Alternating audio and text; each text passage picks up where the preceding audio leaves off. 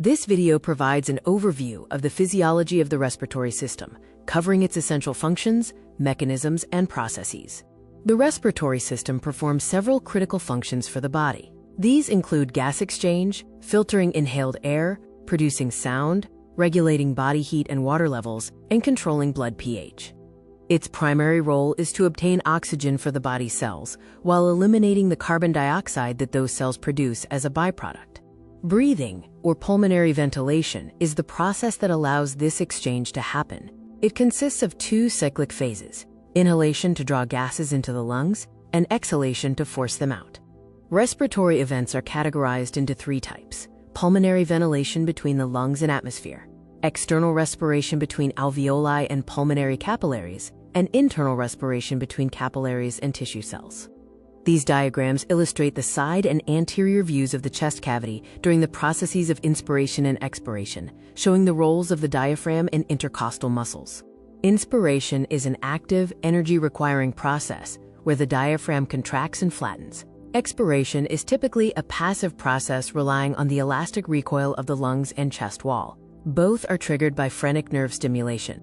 We can measure lung function through various volumes, including tidal volume, the amount in a normal breath, along with inspiratory and expiratory reserve volumes, and residual volume, which always remains in the lungs.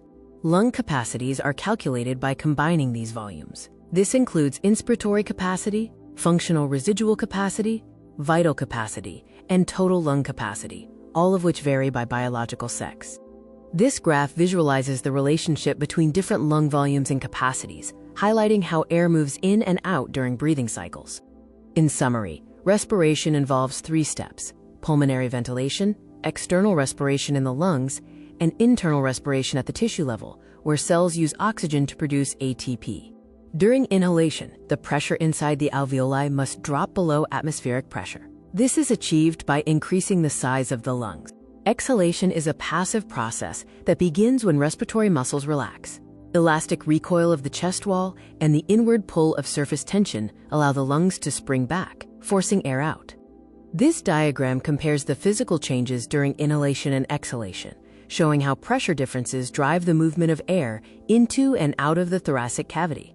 Finally, external respiration is the process of diffusion, where blood in the pulmonary capillaries picks up oxygen from alveolar air and unloads carbon dioxide, turning deoxygenated blood into oxygenated blood. Now let's turn to internal respiration. This is the exchange of gases that occurs between systemic capillaries and tissue cells following the delivery of oxygenated blood through the aorta. Oxygen is primarily transported by binding to hemoglobin in red blood cells.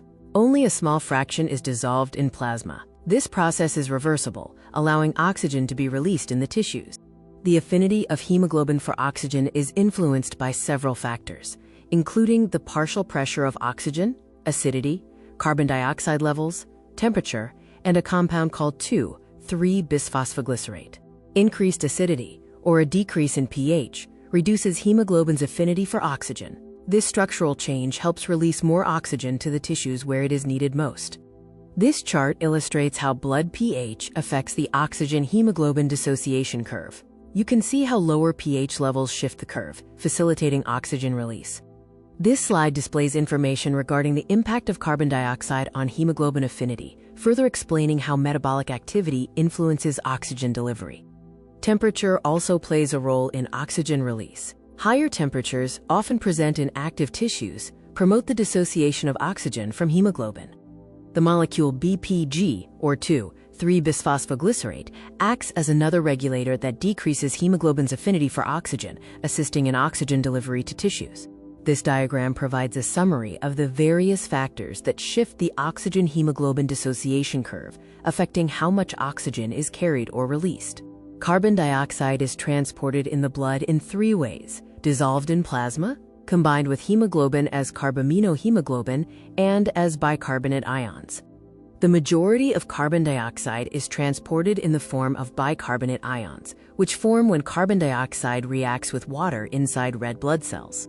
This slide details the chemical reactions involved in carbon dioxide transport, highlighting the role of the enzyme carbonic anhydrase. The chloride shift is a crucial mechanism that maintains electrical balance across the red blood cell membrane as bicarbonate ions are exchanged.